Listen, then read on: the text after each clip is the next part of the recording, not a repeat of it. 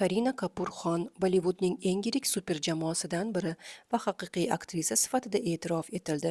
2024-yilda uning kino industriyadagi 25 yillik faoliyati sharafiga Hindistonning eng yirik mustaqil distribyutori hisoblangan PVR Inox Multiplex tarmog'i 20-sentyabrdan 27-sentyabrgacha maxsus kinofestival tashkil qilib, Karinaning eng mashhur filmlarini katta ekranda namoyish qildi.